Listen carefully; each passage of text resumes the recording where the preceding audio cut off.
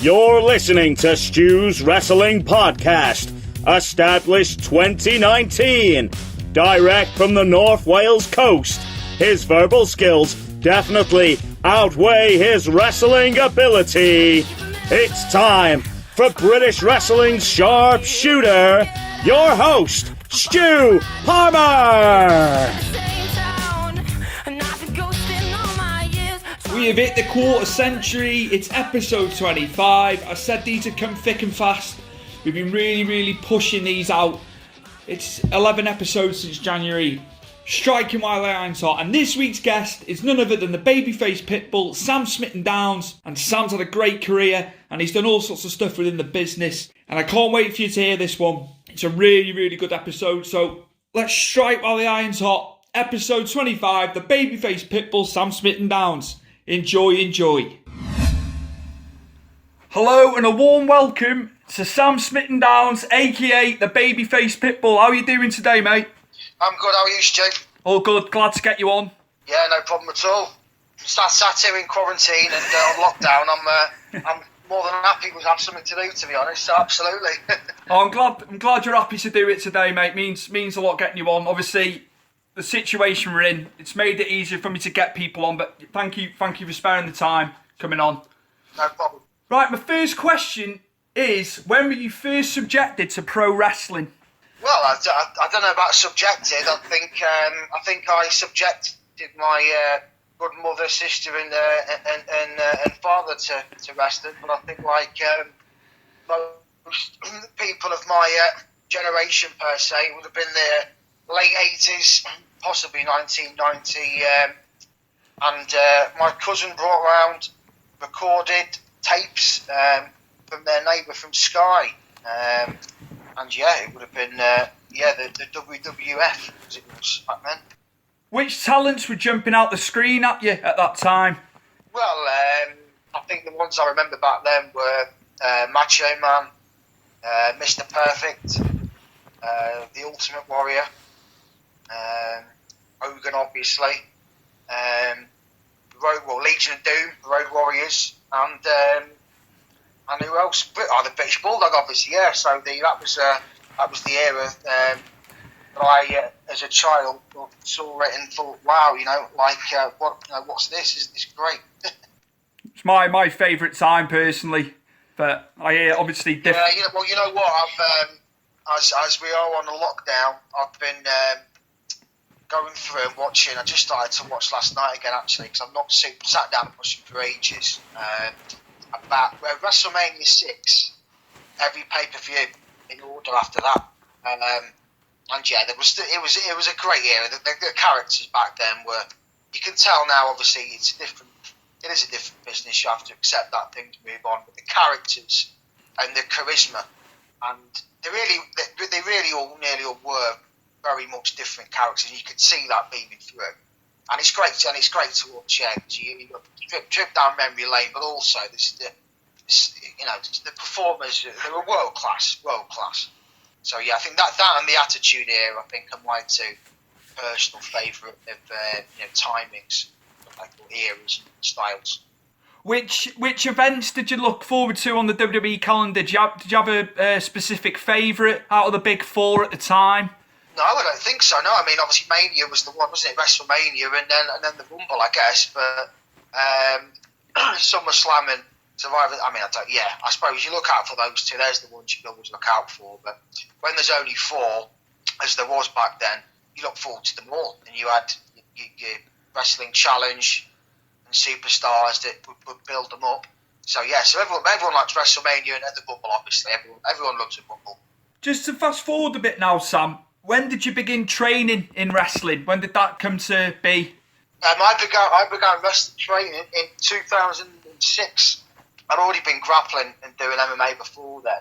And my one of my closest friends, Barry McCarran, he had a friend of a friend who heard about the RWA, Corn Wrestling Academy, which had just started, so the back end of 2005. And we, I suppose, have both been wrestling fans for, as described, really very young age. Not really any idea where you could go and train. I lived in London briefly after university in 2003, and nearly went down to the FWA, I think it was, close there, but never happened. But been training, speed grappling already, so he found this place. He went along to watch their first show, which is in January 2006, maybe February actually, February, first night members.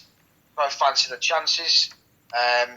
He went along before me. I was living in Leicester at the time, hometown, and then went along in June 2006. That was my first session, years ago. How long were you training before your first match occurred? That was going to be my next question. It wasn't long. It was about 6 weeks. I think as a lot of wrestlers get their first match kind of by accident. You're there or sort of on standby, and then someone gets injured, can't do it, pulls out. So I was obviously I came in with some grappling experience. So the physical side wasn't alien to me. But obviously very, very different in many ways. But in many ways, it's there's tangibles and you can bring your skills over. So I was there on just a normal day, not expecting to be on the show, training before the show, and then one of the lads couldn't make it, so I ended up getting put in. So it wasn't long; it was about six weeks, about six training sessions of 4 hours. So not a lot at all. I've heard a range of answers. Obviously, when I've had other people on, some went in very early, and then some it was like 2-3 years until they had their first match. So it does seems to me like there's quite a big range from person to person. There can be, I think it depends, on it depends on lots of different things. Certain, whether it was a long time ago or more closer to the contemporary methods now. It depends on the training school. It depends who people are up against and competing with the spots. So it depends on lots of different things. I think at the time, the RWA was in its first year in infancy, and a lot of the guys there training were. Because I started quite late, even though 2006 seems like 50 ages ago. I was 25, and I'm 38. I'm nearly 39 now. So I was 25. I'd been lifting for years, and with having, I suppose, a legitimate background, I stood out against people that were a lot younger, who were maybe 17, 16, and obviously hadn't as much. Didn't quite look necessarily like young men yet. So I suppose within the context of what it was, I stood out as being looking like a man, and had that credibility and with the background as well. So that was probably one of the reasons why I was pushed in relatively early. Then again, you've got places and other methods, training schools, etc., where they have policies of giving people, maybe a curriculum for a year or two. They may be up against talent and people who are way more experienced, so therefore they have to wait to get on that show, whatever it might be. I say when it was me, everyone really there had 6 months experience, and the average age was quite low, and I was above that. So it depends on the individual situation, and you've got to judge that on individual merits. I don't think there's a right or wrong. It's got to be judged on its individual merits. Was there anybody in the training school? I was that for a politician's answer. That was good. That was good. That no fair play. Nice bit of depth to your answer there, Sam. No, it's true. I'm joking, but it's true. You can't say there's a right or wrong. You have to do it on its individual merits. Yeah. So we carry on, Steve. Was there anybody noteworthy you were training with at the time who's maybe still in the business or was in the business?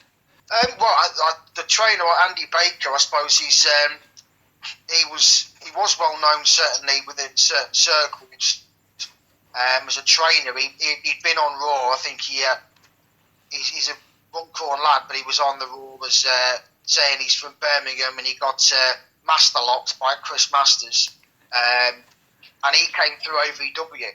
So he was someone who, I hadn't heard of him, but obviously I knew of OVW, etc. and that was one of the reasons why when my mate, I says, right, from this school who's the trainer. He said, well, this guy called Andy Baker, who's trained OVW by, I mean, really almost like a who's who. I mean, we talk about watching the old pay-per-views from the late 80s, and there's a bunch of guys there that Andy was trained by. So he had credibility, because you knew the methods that he was teaching you had been passed on by some of the most experienced and successful people in the business. So you trusted that. I suppose in terms of training with, at the time, the obvious one in terms of notoriety coming through is Zach Gibson, Jack Ray. We pretty much started the same training session together, I think within a week of each other. He's a lot younger than me. I think he's 9 years, maybe 8 years younger than me though, Jack. So, but that's the most noticeable one at the time. But people to come through from there, good old Des Robinson, referee, he came through. I'm going to miss someone here, but there's people of notable on the northwest scene definitely came through. Dan Evans came in a year or two after me. I'm trying to think of others really. I mean, even later on, I suppose you've got Matt Fox and Sparks Williams that are still going now. But yeah, there's others as well though. But the obvious one in terms of notoriety is obviously, is Gibson, or Zach Diamond as he was called then. Where else did you train or have trained to where you've expanded your knowledge and your style maybe? Well, the obvious one I did in 2011. I went over to the Taz dojo. That was short-lived but brilliant. It was the Taz dojos. It was called. I still got one of the t-shirts upstairs and little pictures on knocking around from back then. So that was. It was described basically as if you're like a finishers camp, where he would take people that were, I suppose, had some experience but looking to take things to the next level. I had to send off a video of a match, and he selected people based on that, and then flew out to New York for a week, and that was 7 hours a day for 6 days, and that was brilliant. Again, getting that extra level of and layer of knowledge, experience, feedback, critique, fresh pair of eyes. And from someone like Taz as well, who stylistically, there's, my style's very similar to his. I'm not quite as, it's got that posture of Taz, but in many ways it's similar stylistically. So that's the main one. And over the years I've done some of the the training sessions from guys that have come in. I've been to see Marty as well, Marty Jones, and not for a while to be fair, but training sessions with him, Johnny Saint seminar, John Kenny as well, Gypsy John Kenny, but a coaching from him. But yeah, the main one's just the extra as far as pro wrestling goes, certainly, was the Taz camp, Taz dojo, and that was a unique experience to say the least. Now you've worked with BWP for quite some time. When did your relationship with BWP start? Yeah, no, Steve Saxon started the company with his old business partner, 2009, and one of the main places he would go to find new talent when they started was the RWA. We had some local talent in North Wales, but obviously wanted to supplement that. Starting the promotion out. So like loads of the guys now, I just got booked as paranormal really. And then I suppose as things moved on, I had a good relationship with Sax. We, heads are in sort of similar places. I had always had an interest in getting involved in the promotion side, or the running of a wrestling promotion, without necessarily calling myself a promoter, but the organisation. And again, it's like I got into the business quite late in reality, 2006, age 25, and by I suppose getting past 2010, the business being back then a lot different to it is now, with nowhere near the options. I started to think, unless you were going to get signed by WWE. And this is the days when they might sign one, not now when they've got a full NXT UK roster. And my mind kind of, I suppose, went to get involved in other areas. And I knew Sax wanted someone else involved. The workload involved in running it, if you're going to do a good job, is difficult for one person. But he wanted the right partner. I think he'd had some bad experiences with, an average business partner, someone that got involved early, but it came too much. Some very bad experiences with different people. So he needed someone that he could trust. And obviously, if I was going to get involved, I wanted someone I could trust. And clearly, we had a lot of trust there working together. Yeah, so 2014, the back end of it, we agreed on how it would work and how we'd get involved. And so as of then, so since basically the back end of 2014, it's been me and Steve jointly, or Sax as he's known, whatever, jointly running the company. But obviously, Sax is very much the public face of the company. And as far as angles go, my ownership has nothing to do with any angles. That is as best possible kept a secret, if there is such thing as a secret in wrestling anymore. Not these days. No, internet ruins secrets. There we go. We adapt, we evolve. Just thinking back to, obviously pre-internet, when you just watched what you watched, and that was it, wasn't it?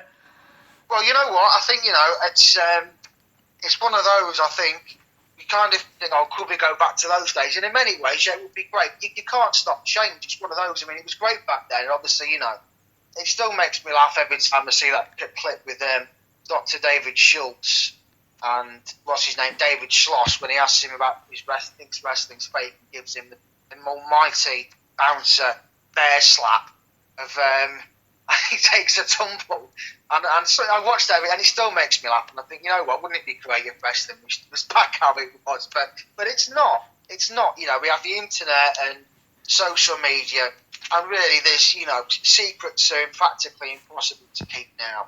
I still think we need to have that respect of professional wrestlers as athletes and performers, but at the same time you can't treat people like idiots, because people know what it's about these days. So you have to have that balance between not respecting people and not disrespecting the business, but also not treating fans and like complete morons as well. And fans are very different.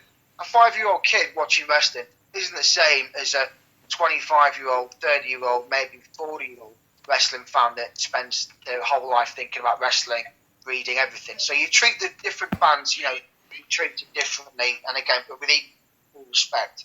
I get you. Just going back to David Schultz, that's another episode on Dark Side of the Ring, isn't it? That they're doing. Oh, is it? I don't know. Yeah, I've seen various one with him in, but yeah, no, that'll be interesting to watch that. That'll be like, obviously it'll be a big focal point when he was slapping the reporters. So I know we've seen it. I know we've seen it a lot of times. But it'd be good to get his story as well.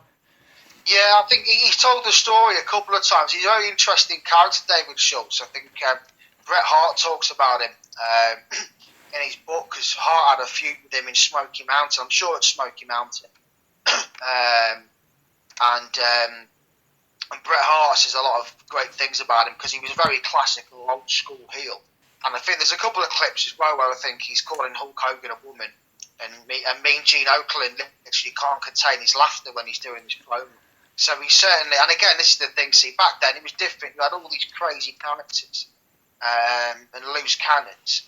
And by all accounts now, I might be wrong, but I think the culture within the WWF in the mid-80s and even into the early 90s is a million miles away from, they're a large corporate now. They're a corporate, they're a PLC, you can't get around that fact. The type of person that a large PLC wants now is very different to the type of person that a privately owned business in the mid-80s was. But yeah, he's a big character, and someone who's very interesting and a real good listen. So if it's interviews from grassroots wrestling right up to the biggest superstars in the business, then you're in the right place. Stu's Wrestling Podcast from the North Wales coast, delivering you the biggest and best in the world of professional wrestling.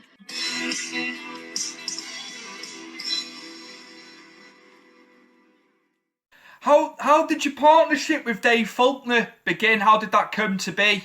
Just to go totally off topic. No, it's a good question. When I was I think really, I said this earlier, I started pro wrestling training in the first match 2006.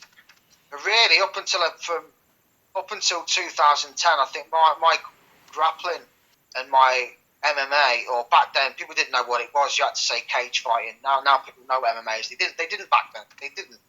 Cage fighting, as it was called. That was more of a priority for me.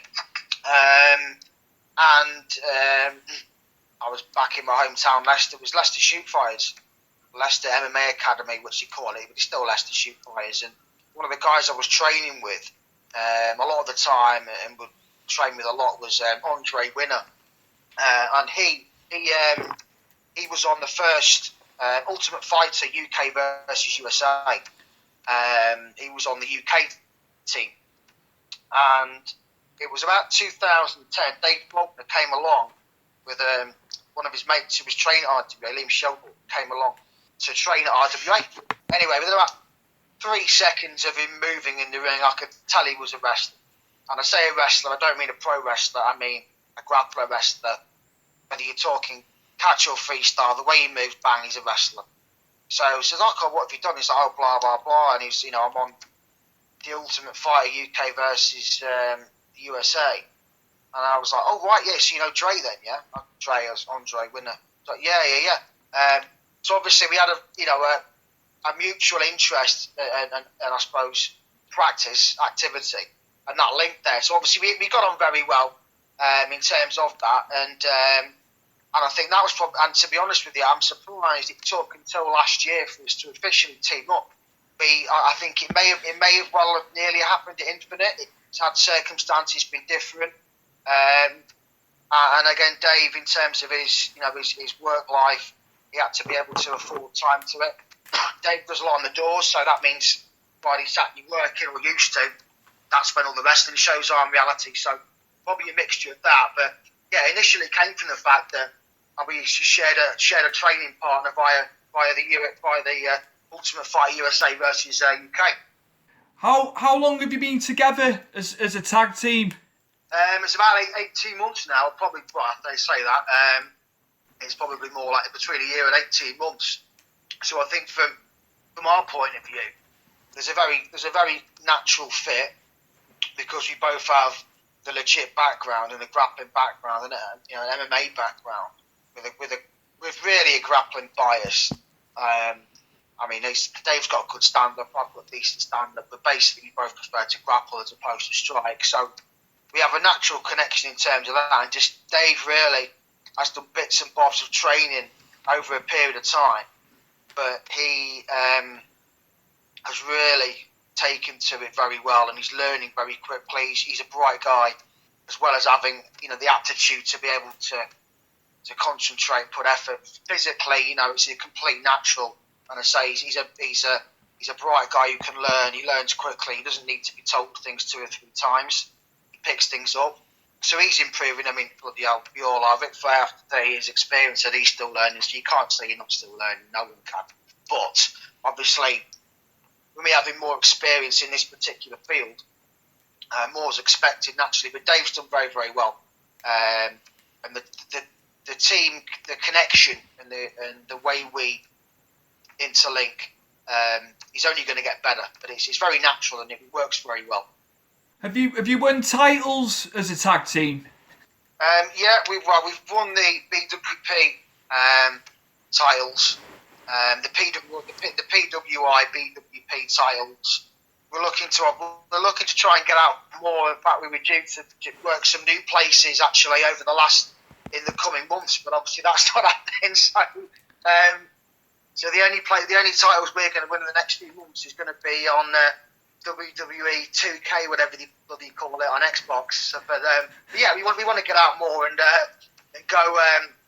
go to other promotions. And I say we were due to debut with a couple actually, over the next few months. But hopefully those debuts will continue. But again, me and Dave have got to consider as well. Unfortunately, we're in positions where we have responsibilities, and we're not in a position to be able to wrestle 7 days a week. I wish we were, but we're not, through family commitments and job commitments. But the time that we can put into going and actually wrestling, we want to make the most of it, because we think we can do a lot of good.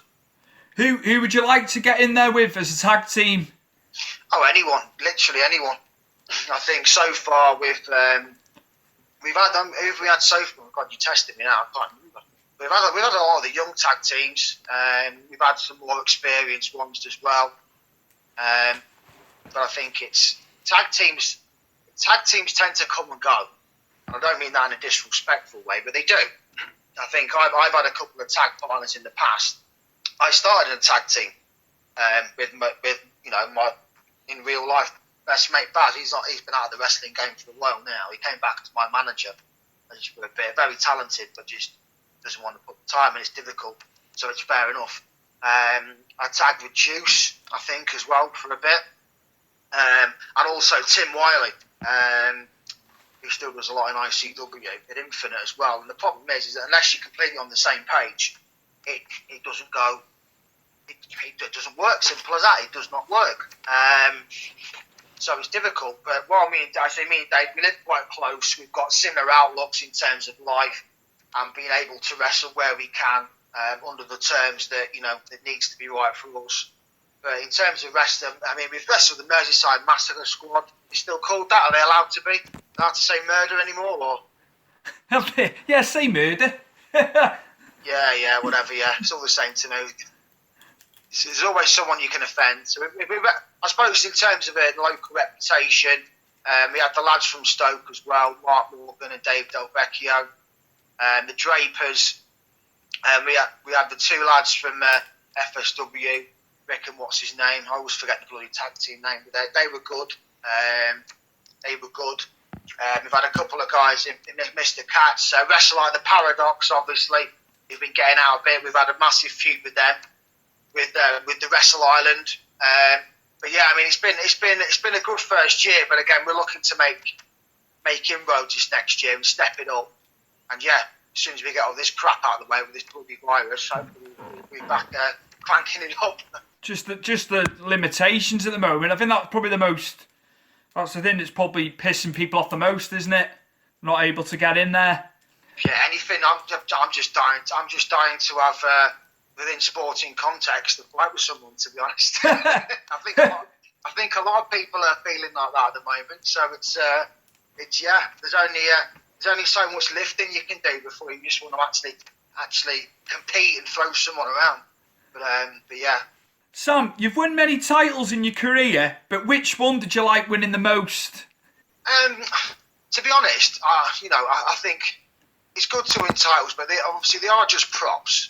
You're talking to the rest, they are prop. They can mean a lot in different circumstances, but I think I'd say the first ones I won simply because they're the first, and it's a sign of achievement.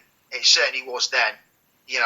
So the first ones I won was as a tag team with my best mate who I got involved in the industry with back 12 years ago. I think we won in 2007 or 8. And obviously to get there, it's the first one, isn't it? It's the first one you get. You'd always ask anyone, I'm sure they'll always say, the first one you get when someone says, right, you're going to have these because we think you're good enough, or we think you've put the effort in, you're showing promise, we want you to be this. It does mean something. After a while, certainly, unless I think you get to a level where it means earning a lot more money, then it becomes less important. It's a sign of, I suppose, credibility, quality in many ways. But at independent level, I think it means once you've won a few, ask anyone who's won a few, it doesn't mean as much. It's people like having it, but the more you realise that it's there as a tool more than anything. And I won my first singles title was the RWA heavyweight title, which I won as a single. So again, that was pleasing that Andy at the time said, right, we're going to put this on you and with you because we feel that you deserve this and you're the best person. So I'd say those two, but because they're the first title as a tag team, and then the first one as a single, so they were probably the most important. But they're all important.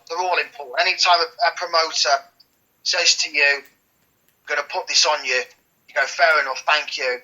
They're showing you respect. They believe in you. So anytime a promoter, new or current or old, does that, you've got to say, fair enough, thank you. You've wrestled a lot of talent, obviously from international talent, UK talent, but which ones were the most challenging to you when you got in the ring with them? It depends what you mean by challenging, really. What would you say you mean by challenging? Just different styles, I guess. How you adapt to different styles, maybe. Yeah, no, I think often I say it depends what you mean by challenging. I think certainly. Obviously, I wrestled Sami Zayn as El Generico, and that was certainly challenging, but I think part of the challenge is the not knowing what to expect, and that's more of a mental challenge, because obviously he came over when he was probably his last year as El Generico, or certainly his last couple of years, with a huge reputation. A dead nice guy, by the way, completely sound, but obviously a reputation, so he had an aura. And he was on the verge of, he was an independent international star really, and then obviously very shortly after that he went on to sign with WWE, and he's obviously still there now. Fantastic professional. But obviously his style, the way his style of wrestling, it looks very on point and complex. In reality, his wrestling style isn't complex, but that's his brilliance as a performer, because he makes what he's doing look very complex and his flamboyance. And as a professional, it wasn't. So I say that was challenging, but that was mental. And then once I was talking to him, going through it, I became more excited about it. It became excitement as opposed to what's the word I'm looking for? Worry or anxiety. But then you've got, say, physical challenges. I mean, I'm a physical wrestler. I was a submission wrestler before I was a pro wrestler. So the physicality, I enjoyed that. I love it. I like any sort of physical challenge. I mean, obviously, I've been in there with big guys, Cyanide numerous times, not for a while actually, or Crater as he's now called. I get on very well with Alex, but we always like rest, because he's obviously, he's a huge bloke. He's at 30 stone, might even be more. And the physical challenge of obviously picking him up and doing things to him that I could normally do with ease on your average guy or your average wrestler. That was a challenge, but again, I enjoyed that challenge. So you have these different types of challenges, I think, and you've got to. And this is the great thing about what we do. You have so many different styles and characters. You've got some wrestlers that are basically almost just like stand-up comedians, really. But obviously, it's very difficult to get in their head because you're thinking, Christ. Then you've got some guys that don't do anything like that, but they're absolute animals. They're specimens, physical specimens. They're all different challenges, really, and that's one of the reasons why what we do. You don't know these different styles you're going to come next. It's very non-vanilla, it's very non-bland. Every different wrestler is a different flavour, so that's why it's good what we do. How did your time on TNA British Bootcamp come about in 2014? I got the generic email that everyone else got saying we want you on next day. But no, I just literally set my stuff up like anyone else. I didn't hear back from them late because I think they got sent to a spam. But no, I heard from anyone else just turn up here at this time, and I didn't know what to expect until we got there. So yeah, no, I don't know whether Taz put in a word in for me. Maybe he did, maybe he didn't. I don't know. But yeah, so I applied like everyone else. Said, "Here's me. Here's what I do," and they went, "Yeah, come along." So it was a good experience. I would say it was an experience. I think they deliberately put people on the back foot, and they deliberately didn't tell you what to expect. And the reason they did that is because they want to have a good television program. And if they tell you what to expect, you can preempt it. Now, if you don't know what to expect, generally not knowing what to expect isn't a good thing for the person who doesn't know what to expect. So they wanted, as part of their TV program, they wanted some people to look stupid and some people to look great. Fair enough. And there were some guys there that were obviously clearly going to get through to the next round and made their mind up, and there were some guys that weren't. I was one of the guys that weren't. However, I think I got eliminated last before the guys that were going through. So in my mind, I was king of the jobbers, and that's probably the best I could have done, to be honest. So I wasn't good to go through. But no, it was an interesting experience. I think it culminated with they got me when they were having us doing jump overs, the turnbuckles, and that's not a manoeuvre I ever do. I've done it before. I think if I'd have drilled it the week before, I would have done it. But as soon as you said, right, we're doing this, I absolutely knew I would have clipped the top rope and fall over, and I did. So they got their moment where I looked a bit daft, and that's fair enough. But, there we go. It was an experience, no doubt. It was an interesting experience. I would say an interesting and mixed experience is probably the most accurate way. Who would you like to face off with that you haven't had the chance to? Maybe in a tag capacity or a singles capacity, obviously, because you're tagging with Dave. Maybe both. Tag-wise, you've got me now. There's some good tag teams coming. Who are those? You've got the guys over at Future Shock that have come through and they're doing well. It'd be good to wrestle those guys. There's other ones knocking around that are new and coming through. I mean, I think Team Single would be good, but Team Single, are they going anymore? I'll lose track. T-Bone and Rampage, are they going anymore? T-Bone's on. He's on. I see him on NXT UK a bit. I don't. Yeah, he's still there. I think. Yeah, they're probably not. To be fair. No, yeah, I don't. That would have been a good one. I think facing the Hooligans, that would be a good one. But again, this is the thing. You always got to consider this on the independent British scene, is that when people live 400 or 500 miles away from each other, it reduces the chance that they're going to wrestle each other. And they obviously over in Norwich. I mean, they were over in Liverpool. That would be a good one. But yeah, so we'll wrestle anyone. Fat, thin, short, tall, we don't care. I think we can have a good match with anyone. So yeah, get it booked. I think the Billingtons as well, that'd be a good one. The Billingtons would certainly like to wrestle them. They're good guys up and coming. I mean, I think I'll happily admit that I used to idolise their good uncle. He's the uncle, isn't he? Yeah, the uncle. The Dynamite Kid. Who's certainly in my mind, he's one of the, if not the best wrestler that's really been produced. Certainly for someone of my stature, he's the blueprint, in many ways. So the Billingtons, yeah. So there's other teams out there as well, but certainly I said the two young lads from Future Shock. That'd be good, maybe. Certainly the Billingtons, the Hooligans, but there's others as well. I just can't remember. I'm getting old. I'm forgetting them all. Good variety there, Sam. To be fair. Speaking of getting old and forgetting everything, the Myatts. We'll have the Myatts. Good old Keith and Ryan. We'll have them too. Yeah. plenty of opponents there for you in the future. Oh yeah, absolutely. Yeah, there's loads of good people coming up. There's loads of young rookies that are looking to get out there as well. And there's loads of ones like good old Keith, who's when he's got time in between his 10 holidays a year, to have a few wrestling matches, he'll be up for it as well. Do you manage to watch any of the current product in like WWE, AEW? Do you manage to watch any of that? I do see it. I think you get a lot of the AEW clips going around, and people obviously have strong opinions on that, different ways. I have a bit of a balance with it, I suppose. I'm more, as someone who's, I suppose, at the stage in my career where I'm more thinking about young wrestlers coming up and doing well as opposed to me, and I try and mentor a lot of our lads at BWP as well and help them. I think it's good that there's two places to go and get decent paid work. So I'm glad there's two companies. Well, I suppose you've got TNA as well, but AEW and WWE going at it can only be good for the wrestlers. It gets more work and competition drives wages up. So I don't watch it as much as I can do. I think I don't watch as much wrestling as I used to, full stop. Certainly when I was an out-and-out fan prior to 2006, and then I suppose becoming a student of our art, I watch it less now. But if I do, I prefer, I suppose, the old school stuff, attitude stuff, because you look at it, you hear it, and you go, my God, how the fuck did they get away with that? And you never see that anymore.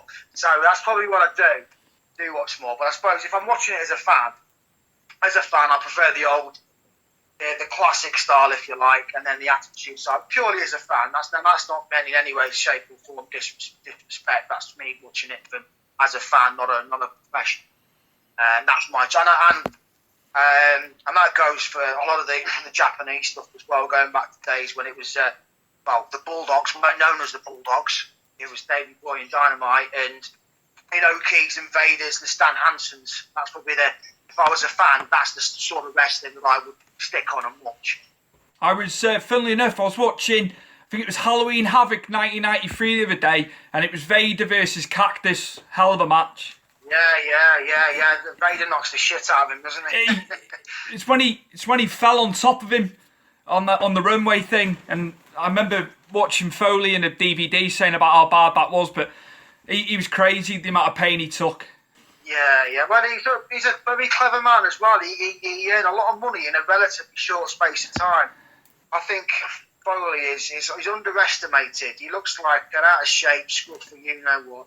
I think he is and was a very intelligent man. I think he knew exactly what he's doing. He was going to get in, get out. By all accounts, reading his book, he did well financially, and I mean, in effect, he was retired by 2001. In effect, wasn't he really from taking anything? And got in, got out, did very well. Unbelievable. The Hell in a Cell obviously is the one that everyone remembers. And fair play, he did very, very well. And he's a legend, isn't he, Mick Foley? You can't not like him. I think sometimes though, his intelligence gets underestimated in terms of the choices he made in his career. They weren't an accident. In my opinion, I think they were intelligent, smart choices, and he got the fruit from it. He harvested the crops of being smart, the decisions he made. I was just going back to a match of his when he fought Michaels in '96. I think it was Mind Games, the card, and yes. The way Michaels was much more aggressive in that match. I always used to go to that match when I was younger because he allowed Michaels to be aggressive against him. I found. Yes. Yeah. No. As where stands with the lockdown, I've decided through a mixture of DVDs, mates DVDs, and the network to go through all the pay-per-views from about 90 onwards, 6 onwards. So I'll be getting into the mid-90s soon. It'll be interesting to watch matches like Michaels versus Foley, just as Michaels was, I think he probably had just won the title by then.